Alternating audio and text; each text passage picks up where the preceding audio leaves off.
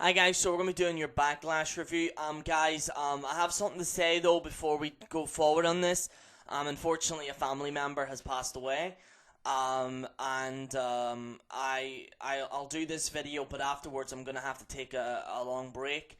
Um, that's why one of the main reasons why I haven't done a video on CM Punk. I'll give my quick thoughts on this CM Punk thing, and then we'll go into backlash. But I just want to let you guys know that unfortunately a family member has passed away, I will have to take some time off. I hope you all understand that and stuff like that. So a lot of you noticed I haven't uploaded videos. I didn't talk about the CM Punk thing. That was one of the main reasons. I'll get into the CM Punk thing first. First of all, with the CM Punk thing, I feel sorry for him. I really do. He knew what he was getting involved in. He took a risk. It didn't pay off. He was emotional. He was crying. I feel sorry for him. I really do. Looking back on all that, what happened. But like I said, I believe that he needs to not fight anymore. Dana White has said that he won't be fighting anymore. He was contracted for 3 fights. Dana White said no, there's no point, and I agree. There's no point in him being in the UFC. There's no point in him fighting anymore, in my opinion. Maybe they could have some type of role for him in the UFC. I don't know, like outside of the octagon, maybe. There's a chance for that because he's a good talker. Maybe he could be a correspondent. I don't know. I could be reach a little bit there, but I believe CM Punk needs to go back to maybe writing his comic books or even going back to professional wrestling. I'm not saying to go back to WWE, but maybe look into something like that because this UFC venture was really, let's call it like it is, it was a massive failure. And I feel sorry for CM Punk. I really do, guys. I feel sorry for the guy. But he knew what he was getting involved in. He wasn't aggressive in the fight. He tapped out within 3 minutes. And yeah, it is what it is, guys. But yeah, let's get into Backlash right now and give my opinions on it. I'm gonna skip through maybe a few matches here, folks. Just maybe the main matches, because I only seen a few main matches, to be honest with you. Obviously, with the way things are, I'm not really in the mood to watch wrestling. I'm sure you all know. I hope you all understand. But anyway, Nikki Bella attacked Camilla after being eliminated in a 6-pack tournament. This is a 6-pack challenge for the SmackDown Women's Championship. Your winner is Becky Lynch. Camilla hits a Hurricane Rana off the top rope to Lynch. Naomi executes a maneuver on Natalya, which was pretty good. Natalya powerbombs Nikki, and Nikki superplexes Camilla. Naomi hits a springboard crossbody into all of her foes. Nikki knocks Naomi out to the air with a forearm shot. Camilla, after Lynch slapped her, "You want to hit me?" Lynch talking about her newly won title. This is the first time I've held one of these. So yes, all in all, people gave us kind of a little bit of low grade. I actually felt that this match was probably better than most women matches that I've seen. Usually when there's like more than like 6 competitors, 6 or more female competitors, it can be a clusterfuck. But I felt that this was pretty solid. I thought it was actually a pretty solid match. I thought it was decent. Fair play to Becky Lynch for winning the women's championship. As far as I'm aware, I think now she is the very first Irish-born woman to win a women's championship. I could be wrong in that, but I actually think she's the very first Irish-born female to actually win a female championship. I know Sheamus was the first one, but I think Becky Lynch. I think, I could be wrong, let me know, guys. I actually think I'm right on that one, but we'll see how it goes. The Hype Bros versus the Usos. It wasn't particularly great. The Usos win via submission to earn a spot in the tag tournament finals, whatever. Miz versus Dolph Ziggler for the Intercontinental Championship. Marie spread Ziggler in the ice to make sure her husband retained. The self-proclaimed A-lister used a skull-crushing finale to claim the win.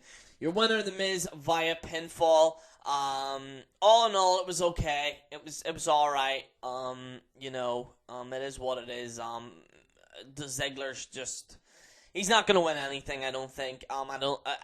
He might get a rematch against The Miz. I heard a rumor that they might have a program between Ziggler and The Miz. I don't know. We'll have to wait and see. But yeah. Randy Orton versus Kane in a no-holds-barred match. Originally, it was Randy Orton versus Bray Wyatt, but it didn't happen. Bray Wyatt attacked Randy Orton backstage, stomped on his ankle, and the referee tried to pull him off. In the ring, either Woods demanded that the injured Orton be counted out, giving Wyatt the forfeit win. Kane emerged as his replacement opponent. Kane battered Wyatt into the opening moments of the contest. Wyatt evened things up by bringing in a steel chair. The villain then leaped on Kane, crashing through an announcer's table. Orton later appeared. He hit Wyatt with an RKO to allow Kane to get the pin. Your winner, Kane, via pinfall. Wasn't great. I'm not gonna lie to you. It wasn't great. And if Bray Wyatt's facing Kane, then Bray Wyatt should have won. By the looks of it, looks like Orton was gonna beat Bray Wyatt if this match didn't happen. Some people saying was he legitimately injured or whatever, but like I don't know. It's hard to say. I don't really care really. And I feel bad for Bray Wyatt because he's just losing all the time. Like I said, Bray Wyatt has not won in the main roster. Bray Wyatt has not won one single championship. He hasn't won any. The only championship he won was I think the Florida Tag Team Championships. Two of them. That's all he's won. He hasn't won any on the main roster. The Usos versus Heath Slater and Rhino. Slater and Rhino win via pinfall. The bout turned on its head when Rhino tagged in. The man-based assault was short-lived. Slater tagged himself in and tried to play hero. The chaotic exchange left Jimmy out cold. Slater slid over him to nab the win. Heath Slater is now on the SmackDown brand and is our new tag team champions. And I have to say, this is the right way to book Heath Slater. I'm so glad he won. I honestly thought he was going to lose, but fair play to him. I have to say, Heath Slater, unlike other comedian wrestlers that are in WWE, Heath Slater is actually funny. At times, yeah, it's quite cheesy, but he's doing what the best he can work with. And you know what? Fair play to him for winning it. Dean Ambrose versus AJ Styles. All in all, pretty good match. I heard Dean was like a little bit botchy on a few things, but all in all, it was a pretty good, solid match. Styles wins via pinfall to become a WWE champion. The battle moved to the outside as the two warriors slugged it out in the stands. The brawl revised Ambrose, but a conclusion with the referee threw him off balance. A low blow and Styles clash earned the heel a win, and our new WWE World Champion is AJ Styles. All in all, pretty good. A lot of people want my opinions on AJ Styles winning. Let's be honest with you, Dean hasn't really done that much as champion. I believe maybe AJ, out of all the people that are on the SmackDown brand, I think AJ Styles is probably the best pick. I know there's a few people that don't like him, and I can understand that. A few people don't think that AJ Styles is the main guy or whatever. But if you look at the roster, he is probably the best pick. Am I happy AJ Styles won? Yeah, I'm actually happy he won. I think he deserves it. I'm very surprised the way WWE are treating AJ Styles, because I honestly believed that AJ Styles was going to be a mid-carder, but instead they've got him on the main roster now, and now he's our WWE World Champion, which is fucking craziness. Like, I never thought I'd see the day, but hey, you know what happens, it happens. And fair play to him, fair play to AJ Styles. All in all, I'm going to give this a 7.5 out of 10. This would have had an 8 if some of the other matches were a bit better. It may have maybe inched an 8 if that Randy Orton Bray Wyatt match did, like, if they actually did that properly. But like I said, if Randy Orton's really injured, even though he RKO'd Bray Wyatt, I don't know, it's very confusing. But all in all, I'm going to give it a 7.5 out of 10. I thought it was a pretty solid pay-per-view. Like I said, I was watching WJ's video, and he was saying that because the expectations were so low, that eventually it would get a big score. I believe it. The reason why I gave it a 7.5 is because some of the matches throughout were actually pretty solid. I'm not one of these guys that just rates it because the main event or whatever. I'm not that type of person. I rate it throughout the whole of the pay-per-view.